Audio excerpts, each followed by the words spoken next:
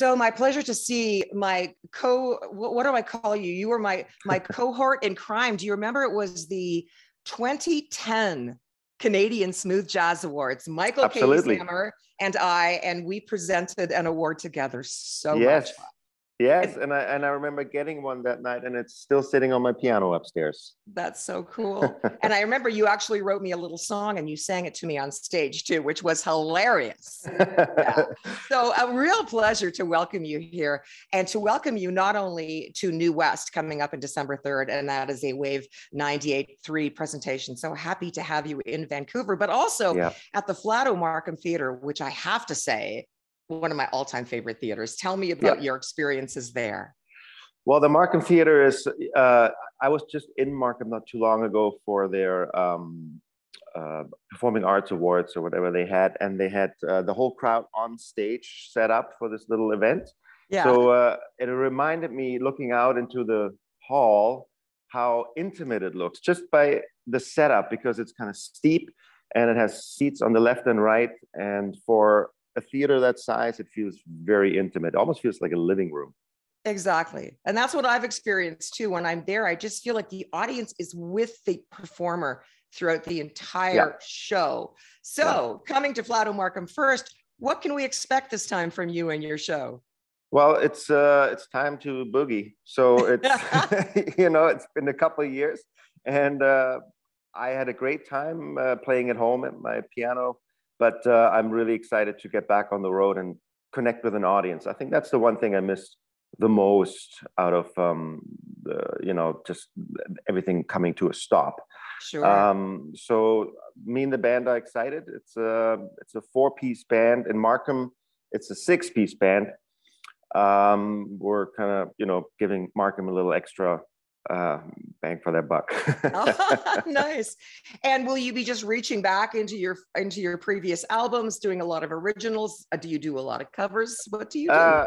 Well, I have a pool of songs that I give to the band, and then when I go on stage, I tell them what the first couple are, and then from there we just kind of go. Like I decide very much in the moment. It depends on the audience too. You don't really know where the audience wants to go every night. They're different every night.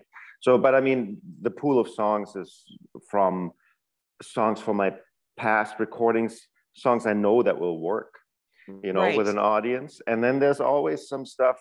I like keeping the band on edge. So I'm pulling stuff on them in the moment, because I think it pulls everyone in the moment, and you get out of playing on autopilot maybe, or playing things that you can do. So really, that's where the spark is, and the audience picks up on it, and they become involved in it, and then it's the music just becomes a vehicle to be in that room. I find that fascinating, because I know that in smaller circuit bands, certainly when I was on the road, you just do whatever, like you say, you read the audience, you do it. But with entertainers of your stature, you normally assume, oh, you got it all set. The band knows the order. Everybody's got their piece of paper. That's the way it's going to go. Yeah. No, I think it's, the fact that everyone is really good at what they do is a given, at that point, when you're doing tours like this. So to rehearse is great, but that is really just to bring the musicians together and get them used to hanging out on stage together, communicating through music together.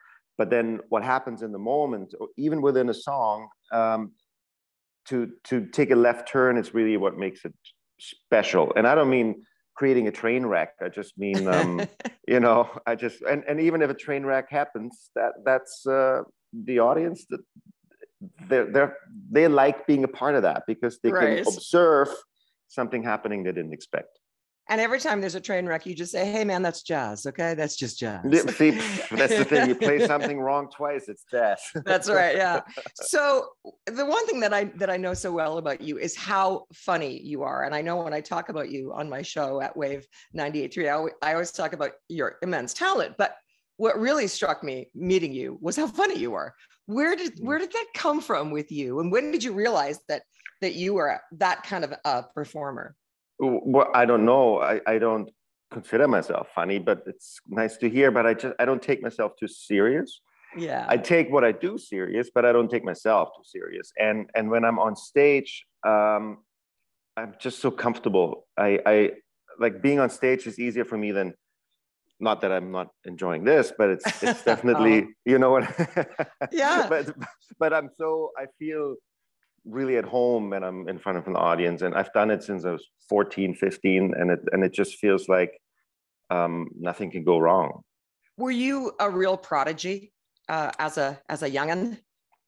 I played good piano when I was young. If that's a prodigy, then I was. I think, I mean, people were definitely taking, like they were noticing that I could do something other kids couldn't do, for sure. Mm-hmm. And I think realizing that, even if it was just my parents, friends, and other family members, is what kept me kind of pursuing this as well. Because I think as a kid, if you kind of go, oh, I can do this, and people take notice, and other kids can't do it, it makes you feel special.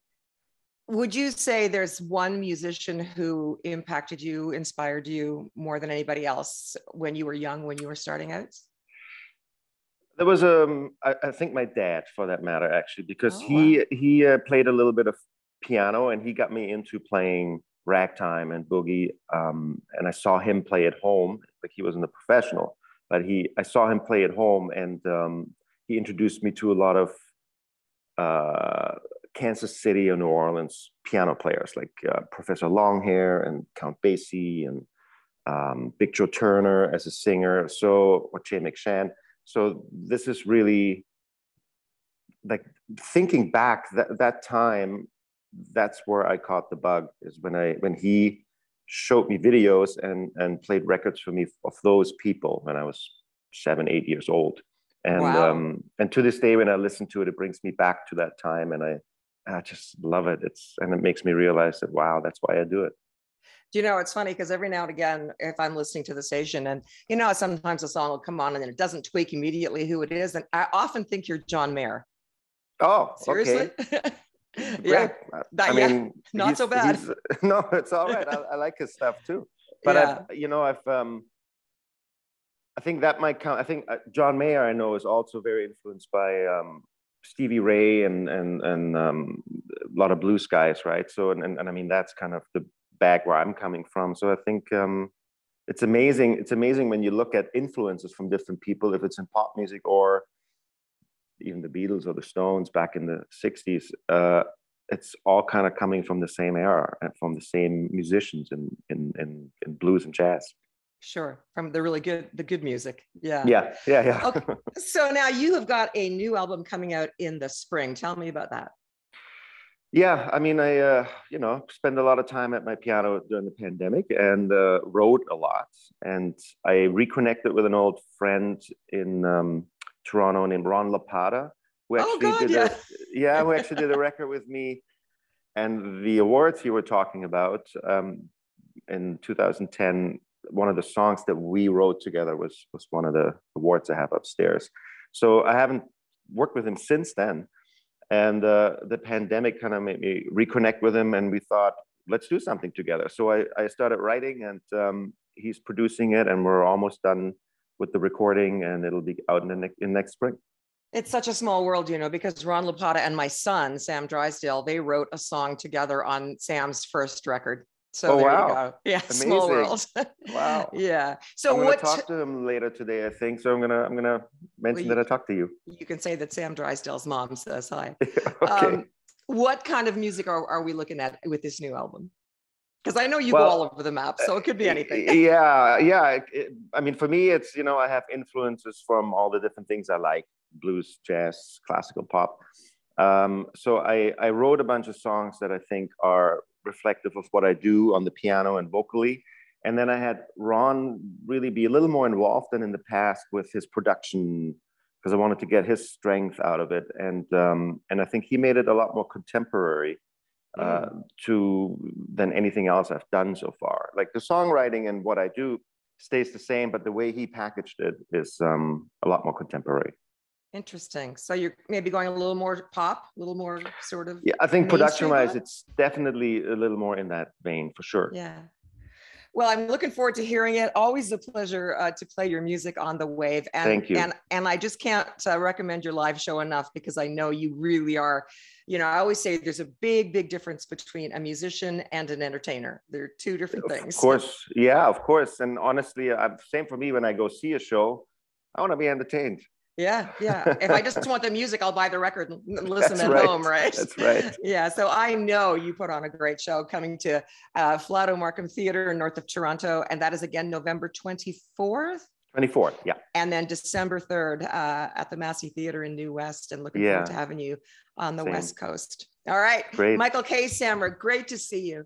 Nice to see you too. It's great to do this over video too. It is. It's so much nicer. We'll do it again soon. Awesome. When the album comes out.